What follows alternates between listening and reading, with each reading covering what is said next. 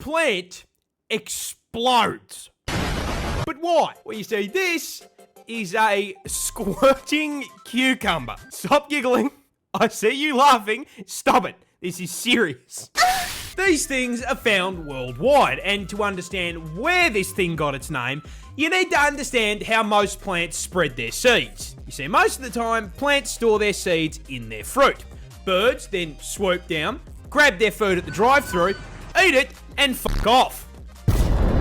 They then digest the flesh of the fruit, but shit out the seeds. Seeds hit the ground, get fertilized, and the cycle begins anew. But the squirter is poisonous.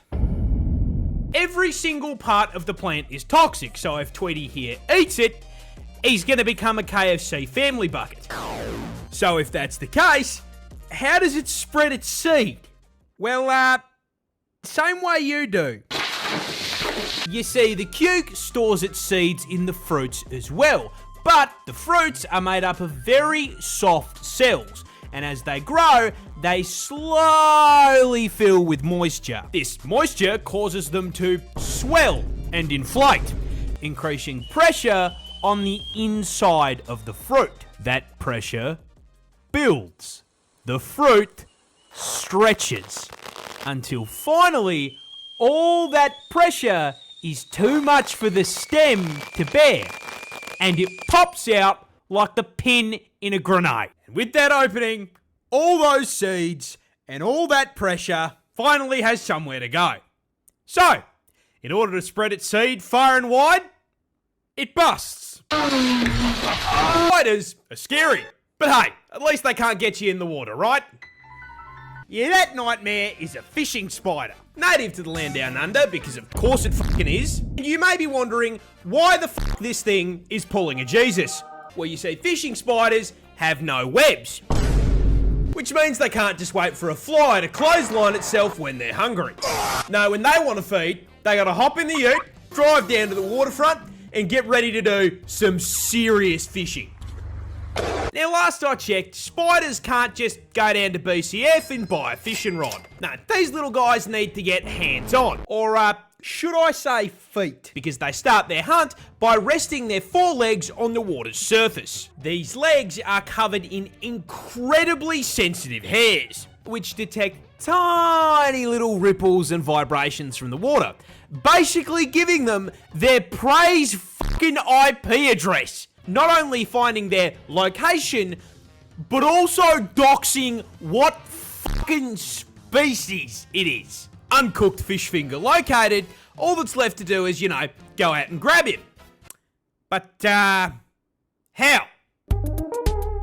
Well, no, he's not wearing 4 pairs of Frostwalker boots. Those long legs are also coated in hydrophobic hair. This allows them to put their weight on the water without breaking the surface tension. This means that when they see their prey, they can simply Jesus towards it at Mach 5 and fucking grab it.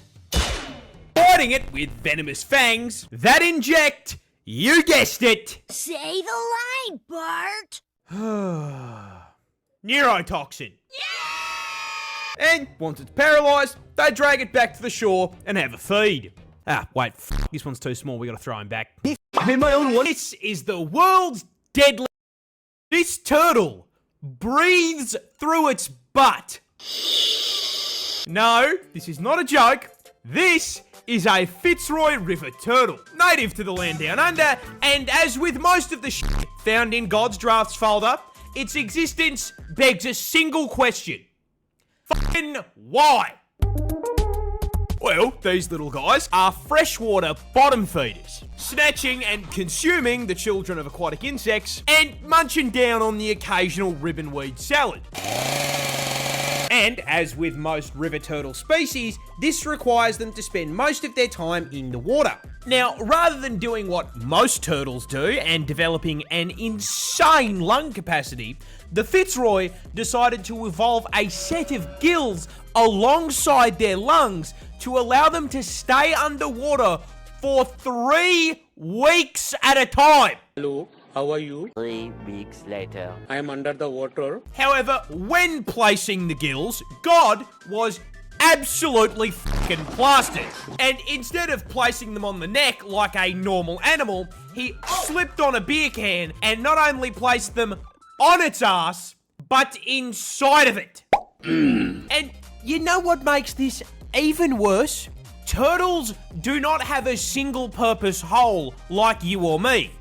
They have a cloaca, which is the fucking Swiss Army knife of holes. This means that Fitzroy River turtles shit, piss, breathe, and fucking Australia has dancing spiders. Allow me to introduce you to the land down under's most fabulous arachnid, the peacock spider. Now, this 8-legged pride flag is not remotely dangerous to humans. It's got full venom, tiny fangs, and as far as size goes, they're the spider equivalent of a fucking gnome. What makes these little guys interesting is their love lives. You see, not unlike normal peacocks, it's only the males of the species that are running the RGB gamer lights. But why are they built like a Razer laptop? Well, because spiders can't just post up with a dead fly on Tinder and start swiping. No, the boys here have to attract the lady the old-fashioned way. Shake an ass. You see, in order to find a mate, peacock spiders head out to the club and find a lady across the dance floor. They then lock eyes with her, and as the song changes, they raise that coloured dump truck to the sky, start playing Dance Dance f***ing Revolution, baby. Now, as he dances, the female spider watches very closely, not only paying attention to the movements of the dance, but also the fucking vibrations. And if our protagonist here can nail Osu Valentine's Edition just right, the female spider will slowly approach, lean in for a kiss, and... But, here's the thing. If he f***ed up the dance, he fails the charisma check. And if he f***s the charisma check, he's no longer boyfriend material. He's a f***ing Happy Meal. And all the time that you're wasting all of my bridges, but... Australia has a lot of spiders, but recently we found a new one, because of course we fucking did. And the new one is the most certified Australia moment I've ever seen. For a bit of context, one of the several thousand spider species we are home to is the Sydney funnelweb, the deadliest spider on the planet. Because of course it's down here. Where the fuck else did you think you were going to find it? These scary looking fuckers are highly venomous and can flatline you with a bite in 15 minutes. And if you think wearing thick clothes will save you, be aware the bastards have fangs long enough to punch through shoe leather. Now, why do I bring these little nightmares up? What is the one thing worse than a spider rocking armor-piercing rounds that can send you to heaven with same-day delivery? A bigger spider rocking the same perk setup. That's right, Australian scientists have found a brand new species of this funnel web that is even bigger. How much bigger? Well, the standard Sydney funnel web grows to around 5 centimetres or 2 inches. And I mean, if you're asking me, 2 inches is more than enough. 2 inches is actually fucking huge. By comparison, this is the new one. It's twice the fucking size, cunt. 4 inches of 8-legged menace to the animal kingdom. But that isn't even the best part. You see, do you know what they named this thing? Do you know what professional scientists named a supersized version of the most dangerous spider on the entire fucking planet? The Newcastle Big Boy. Deadliest spider on the entire fucking globe. Big Boy. Only in Australia's scariest spider is hiding a deep secret. But what is it? Well, introducing the Huntsman, native to the land down under, and the #1 cause of tourists absolutely shitting themselves on camera. And look, in defense of said tourists, I will be the first to admit, yeah, this looks scarier than a f***ing job application. Those gangly ass legs and the hair make him look like Slender Man's testicle. Now, as if having a negative charisma stat wasn't bad enough, I regret to inform you that the Huntsman spider grows up to 30 fucking centimeters in size, making it the largest spider on the planet by leg span and legally allowing Subway to market him as a foot long. Now, being the spider equivalent of a Ford F-150, you'd think he'd have the common decency to be slow, you know, tank build. Unfortunately, the Huntsman is fucking turbocharged. Now, it's usually at this point in the video that I would inform you that he is also highly venomous, because it's Australia. However, that's his big secret. The Huntsman is a big sweetheart. You see, despite looking like an SCP, Huntsmen are incredibly timid, and on the rare occasion they do bite, their venom is harmless. In fact, seeing one of these bad boys in your house is a blessing in disguise, because if you see a Huntsman in your home, I guarantee you won't see any annoying ass flies or mosquitoes, because he's eaten them. You see, he understands he's big enough that he should be paying rent, and so he contributes to the household in pest control. I personally have had one of these bad boys as an 8-legged roommate, and I can tell you, they're pretty good company. Except for the part where they cause car crashes. Yeah, you see, Huntsmen like to hide in tight spaces and cracks, and they do it by flattening out their body to fit into the gap. Now, in the house, that usually means you'll just find them behind a painting, but when you're flying down the highway at 110k an hour and decide to flip down the sun visor because God is trying to flashbang you, yeah, they like to sleep in there and you've just dropped one into your lap. Now, whatever you do, don't panic or you're gonna crash the... This seal is such a menace that he routinely gets the cops called on him.